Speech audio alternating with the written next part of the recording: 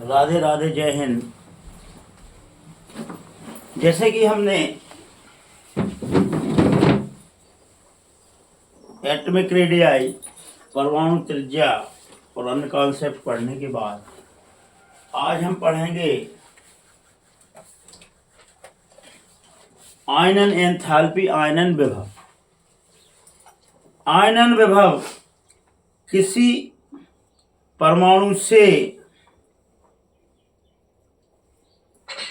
धन आवेशित नाभिक की ओर इलेक्ट्रॉन अट्रैक्टिव होता है। मान लो कि यह परमाणु है और यह नाभिक है। यह परमाणु है, यह नाभिक है। तो स्वाभाविक है कि अंतिम कक्षा से ही इलेक्ट्रॉन निकाला जाएगा, यहां से तो निकाला नहीं जाएगा। और जब यहां से इलेक्ट्रॉन निकाला जाएगा तो एक नेगेटिव आयन इसका कम होगा, तो एटम का स्वभाव कैसा हो जाएगा? धनात्मक, क्योंकि यहां पर प्रोटॉन की संख्या बढ़ जाएगी। यहां से भी एक इलेक्ट्रॉन निकालेंगे या दो या तीन, जितने भी इलेक्ट्रॉन निकालें तो यहां पर पॉजिटिव आयन की संख्या बढ़ जाएगी। तो इस इलेक्ट्रॉन में जो एनर्जी खर्च होगी निकालने में, उसे आयनन एनर्जी, आयनन एंथैल्पी, आयनन पोटेंशियल, आयनन विभव, आयनन एंथैल्पी या आयनन ऊर्जा कहेंगे। इसको प्रभावित करने वाले फैक्टर, सबसे पहले तो आकार लें। परमाणु का साइज जितना छोटा होगा एनर्जी उतनी ज्यादा खर्च होगी, क्योंकि वह नाभिक के पास होगा, और नाभिक के पास होगा तो नाभिक का स्वभाव पॉजिटिव है और इलेक्ट्रॉन का स्वभाव नेगेटिव है।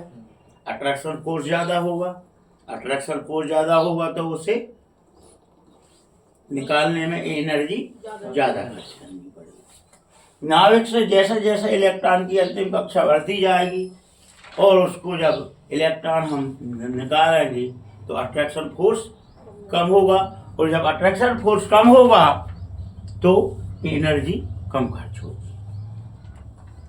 नाभिकीय आवेश, जब किसी एटम में नाभिक का आवेश जितना ज्यादा होगा आयनन एनर्जी उतनी ही ज्यादा होगी, क्योंकि उससे निकालने में ज्यादा ऊर्जा खर्च करनी पड़ेगी।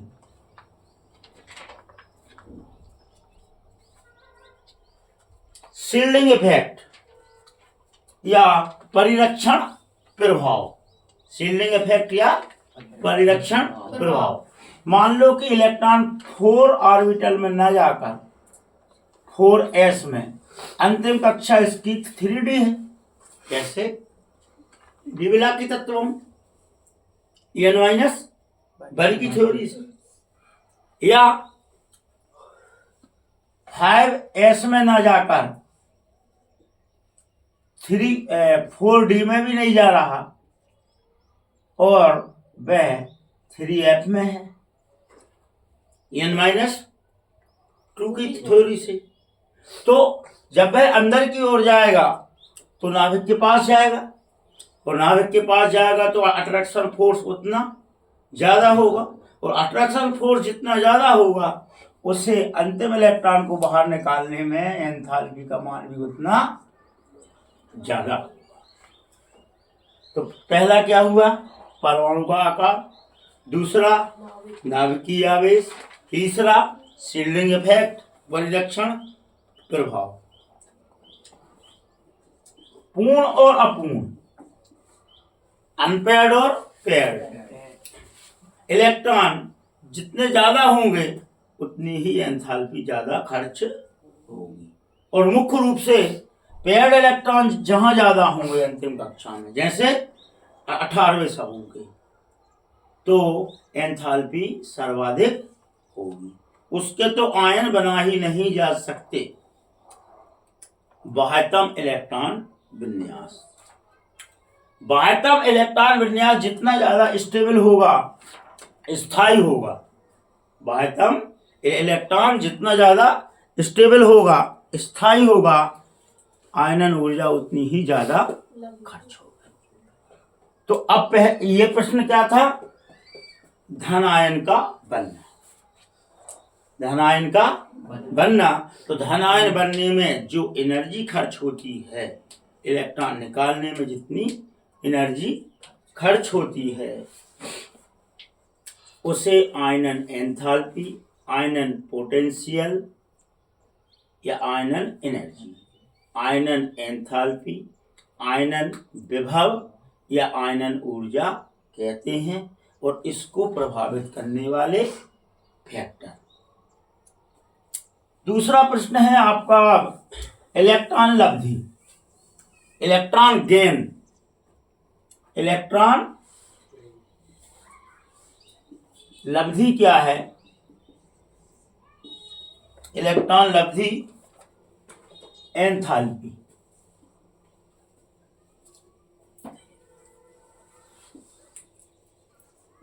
या विभव या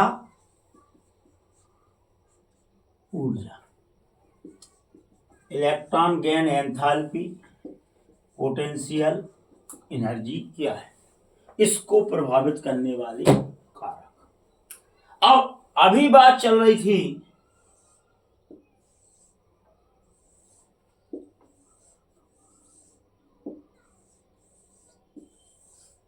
इलेक्ट्रॉन निकालने की, अब बात काय की चलेगी? लब्धि, गेन, जोड़ना। और स्वाभाविक है कि जब किसी एटम में इलेक्ट्रॉन को लिया जाएगा या गेन किया जाएगा, आकर्षित किया जाएगा, तो वहां पर नेगेटिव आयन बनेगा। इलेक्ट्रॉन निकालने पर कौन सा आयन बनता है? पॉजिटिव। और इलेक्ट्रॉन जोड़ने पर क्यों? क्योंकि इलेक्ट्रॉनों की संख्या बढ़ जाएगी प्रोटॉन की अपेक्षा। प्रोटॉन धन आवेशित है, नाभिक का आवेश धन है, और जब उसमें एक इलेक्ट्रॉन अतिरिक्त होगा, जैसे क्लोरीन, क्लोरीन में 17 प्रोटॉन है, 17 इलेक्ट्रॉन है। अब अगर उसमें एक इलेक्ट्रॉन अतिरिक्त जोड़ दिया जाए तो इलेक्ट्रॉन की संख्या हो जाएगी 18, प्रोटॉन की 17, तो वहां पर नेगेटिव चार्ज आ जाएगा। तो जब किसी एटम से एक इलेक्ट्रॉन या एक से अधिक इलेक्ट्रॉन अट्रैक्टिव किया जाता है, इलेक्ट्रोनेगेटिविटी जोड़ी जाती है, तो उस पर नेगेटिव चार्ज आ जाता है। और इलेक्ट्रॉन अट्रैक्शन करने में जो एनर्जी खर्च होती है, उसे इलेक्ट्रॉन लब्धि, एंथैल्पी या इलेक्ट्रॉन विभव, इलेक्ट्रॉन लब्धि या गेन, पोटेंशियल या विभव, या इलेक्ट्रॉन लब्धि, इलेक्ट्रॉन गेन, एनर्जी कहेंगे। कोई दिक्कत? अब इसको प्रभावित करने वाले कारक, उससे उल्टा चलेगा जस्ट। किससे? आयनन एंथैल्पी से। यहां इलेक्ट्रॉन जितना छोटा होगा उतनी इलेक्ट्रॉन गेन एनर्जी कम खर्च होगी, क्योंकि नाभिक के पास रहेगा, पॉजिटिव चार्ज ज्यादा रहेगा। पॉजिटिव चार्ज ज्यादा रहेगा तो इलेक्ट्रॉन अट्रैक्टिव बहुत जल्दी होगा, और जब बहुत जल्दी होगा, बहुत शीघ्रता से होगा, पॉजिटिव का मान ज्यादा रहेगा, तो एंथैल्पी लब्धि एनर्जी कम खर्च होगी, वहां ज्यादा खर्च होगी। इलेक्ट्रॉन जैसे जैसे आकार में बढ़ेगा, इलेक्ट्रॉन अट्रैक्शन एंथैल्पी उसे ज्यादा खर्च होगी।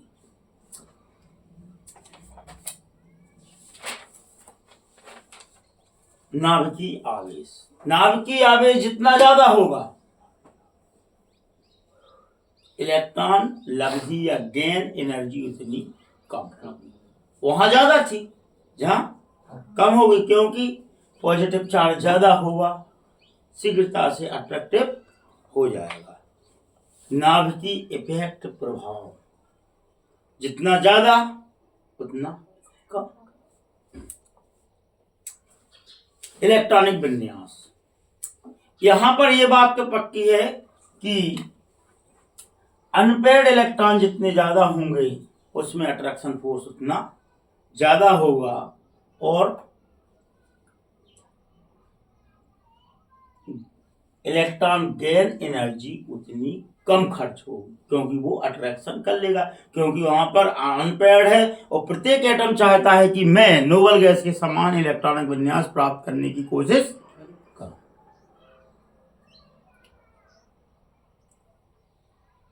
और अगर पेयर्ड इलेक्ट्रॉनों की संख्या है तो उसका मान 0, 18वें ग्रुप के समान, ना किसी से लेना ना किसी को देना। फाइनल दोनों कॉन्सेप्ट क्लियर हैं। एक का नाम है इलेक्ट्रॉन आयनन, एटम आयनन एंथैल्पी, एक का नाम है इलेक्ट्रॉन लब्धि एंथैल्पी, आयनन enthalpy, electron gain enthalpy. Enthalpy को पोटेंशियल भी कहते हैं और एनर्जी भी कहते हैं। विद्युत ऋणता क्या है, इलेक्ट्रोनेगेटिविटी क्या है, आप लोगों को समझ में आ गई? इलेक्ट्रॉन नेगेटिविटी या विद्युत ऋणता क्या है?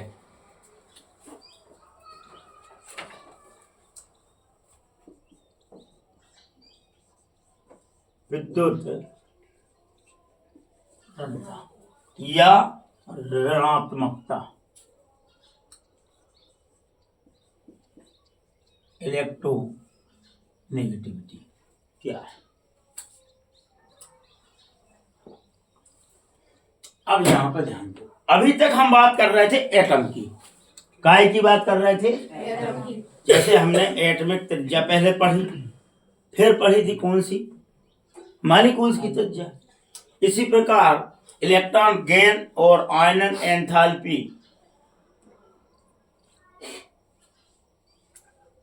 एटम की पढ़ी। अब बात करेंगे हम एटम की। दो समान एटम आपस में सहसंयोजी बंध बनाए, दो समान एटम अनपेयर्ड इलेक्ट्रॉन का साझा करके बॉन्ड का निर्माण करें, उसे सहसंयोजी बंध या कोवैलेंट बॉन्ड कहते हैं। या दो अलग अलग एटम भी सहसंयोजी बंध बनाते हैं, या डबल बॉन्ड बनाते हैं, या ट्रिपल बॉन्ड बनाते हैं। जैसे ऑक्सीजन डबल बॉन्ड बनेगा, नाइट्रोजन के पास 3 इलेक्ट्रॉन है, सिलेक्ट बॉन्ड बनाएगा, और हाइड्रोजन सिंगल बॉन्ड बनाएगा।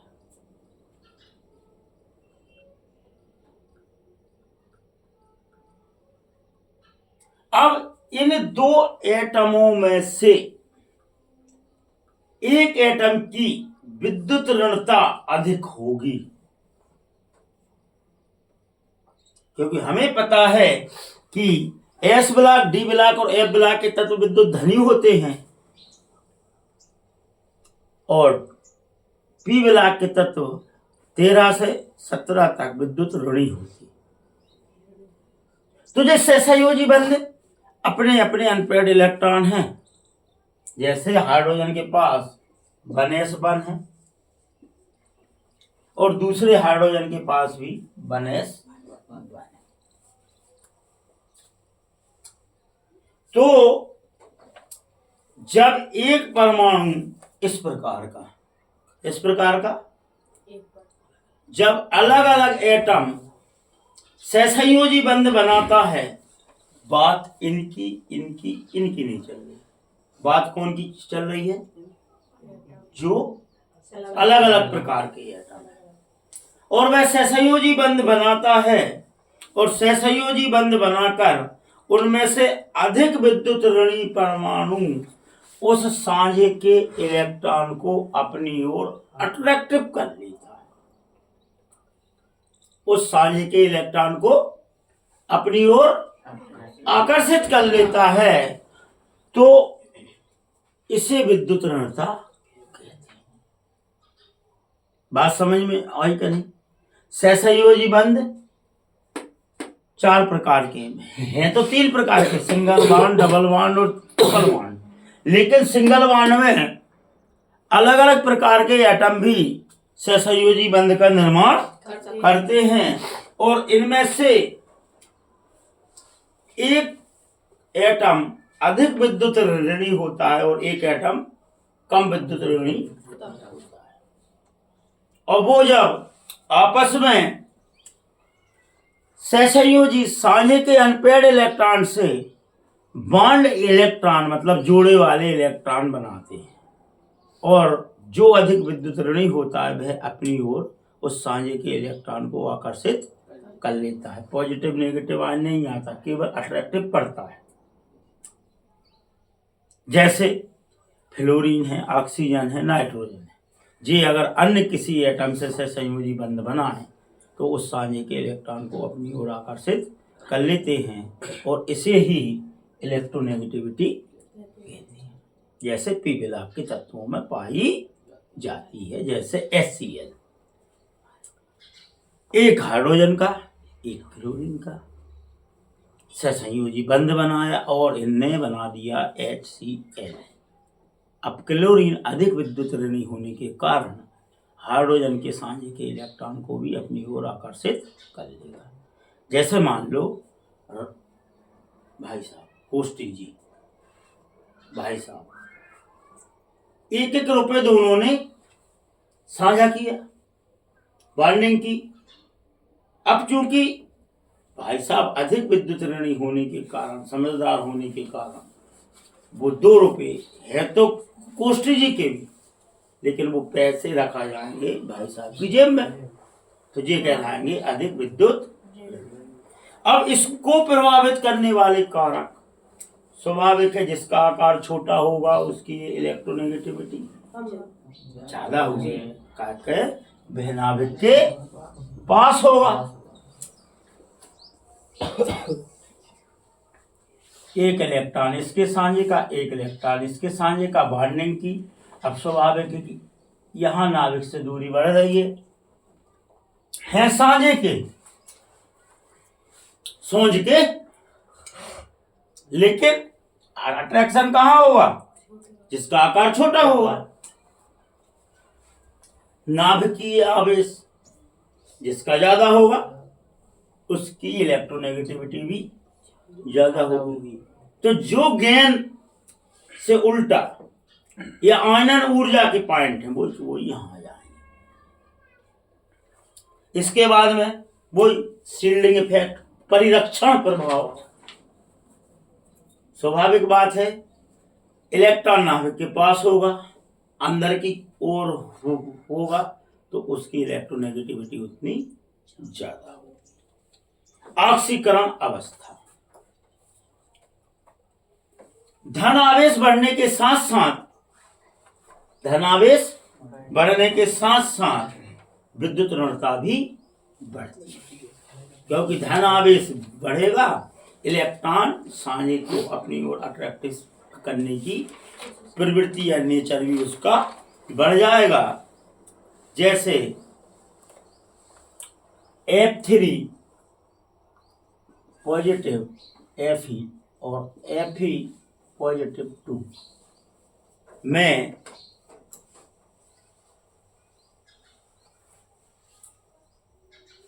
विद्युत ऋणता इसकी ज्यादा होगी F3 की, काहे कि जितने ज्यादा आवेश होंगे उतना ही उसका अट्रैक्शन फोर्स ज्यादा होगा।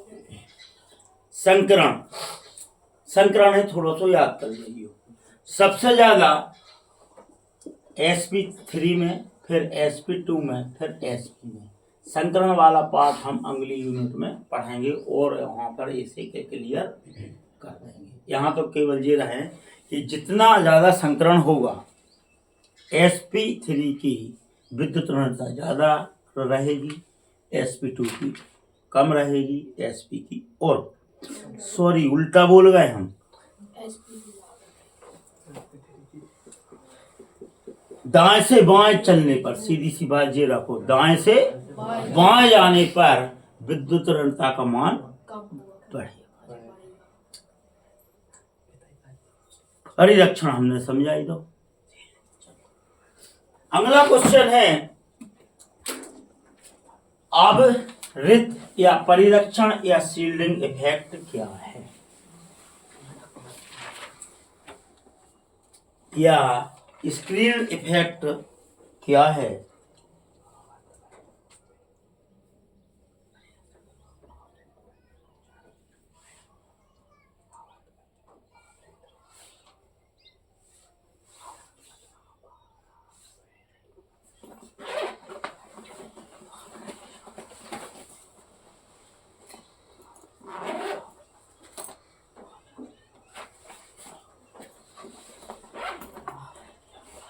अब देखो बेटा, परिरक्षण प्रभाव, ये नाभिक है,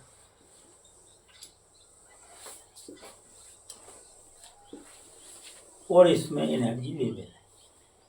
नाभिक में पॉजिटिव चार्ज है, यहां सब में दो दो इलेक्ट्रॉन पेयर्ड हैं, और बाह्य कोश में भी इलेक्ट्रॉन है। परिरक्षण प्रभाव, अब ये नाभिक अंतिम कक्षा का इलेक्ट्रॉन नाभिक के अंदर की ओर अट्रैक्टिव हो रहा है,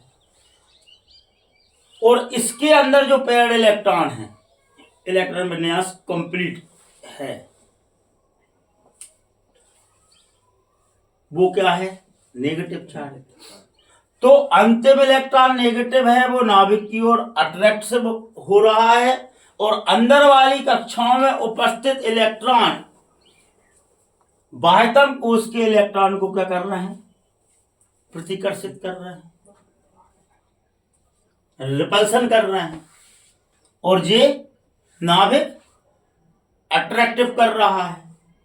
और नाभिक की अपेक्षा अगर इनका प्रभाव ज्यादा हो, कौन का, अंदर वाली कक्षाओं के इलेक्ट्रॉन, तो अंतिम कक्षा और नाभिक के बीच में अट्रैक्शन फोर्स ढीला पड़ जाएगा, कम पड़ जाएगा। इसे परिरक्षण प्रभाव, स्क्रीन रेट इफेक्ट। कोई दिक्कत? तो सबसे पहले पढ़ा हमने क्या, आयनन एंथैल्पी, इसे पोटेंशियल और एनर्जी भी कहते हैं। फिर क्या पढ़ा, electron gain enthalpy, potential, energy, इन दोनों को। और तीसरा क्या पढ़ा, इलेक्ट्रोनेगेटिविटी। इन तीनों को प्रभावित करने वाले फैक्टर पढ़े, इन तीनों को प्रभावित करने वाले फैक्टर पढ़े। और फिर पढ़ा हमने आवृत या परिरक्षण प्रभाव, स्क्रीन रेट इफेक्ट, और फिर पढ़ा शील्डिंग इफेक्ट। शील्डिंग इफेक्ट वह इफेक्ट होता है कि अंतिम कक्षा 4s का भराने के बाद जो रिक्त 3d रह जाता है, रिक्त स्थान रह जाता है, मतलब सील करते हो उसे, तो n-1 की थ्योरी या n-2 की थ्योरी, n-1 की थ्योरी डी ब्लॉक, n-2 की थ्योरी एफ ब्लॉक में इलेक्ट्रॉन भरे जाते हैं। इसे शील्डिंग इफेक्ट कहते हैं। और जाएगा क्या था, परिरक्षण इफेक्ट, जो बाह्यतम कक्षा और अंदर वाली कक्षाओं में इलेक्ट्रॉन नाभिक की ओर अट्रैक्शन करने से रोकता है, और अंतिम इलेक्ट्रॉन का नाभिक से अट्रैक्शन फोर्स कम जाता है, उसे परिरक्षण प्रभाव कहते हैं। और n-1 और n-2 से अंदर वाली कक्षाएं जो रिक्त होती हैं, डी ब्लॉक की और एफ ब्लॉक की, उन्हें भरा जाता है, उसे बोलते हैं शील्डिंग इफेक्ट। आयनन एंथैल्पी, इलेक्ट्रॉन निकाल के धन आयन बनाने की प्रवृत्ति में जितनी एनर्जी खर्च होती है, उसे आयनन एंथैल्पी कहते हैं। और एटम के द्वारा इलेक्ट्रॉन को अट्रैक्शन करने वाली क्रिया में जितनी एनर्जी खर्च होती है उसको इलेक्ट्रॉन गेन एंथैल्पी या इलेक्ट्रॉन लब्धि एंथैल्पी कहते हैं। इलेक्ट्रोनेगेटिविटी, दो अलग अलग एटम जब साझे का मॉलिक्यूल्स बनाते हैं तो साझे के इलेक्ट्रॉन को एक एटम अपनी ओर आकर्षित कर लेता है, उसे इलेक्ट्रोनेगेटिविटी कहते हैं। और इनको प्रभावित करने वाले फैक्टर। राधे राधे, जय।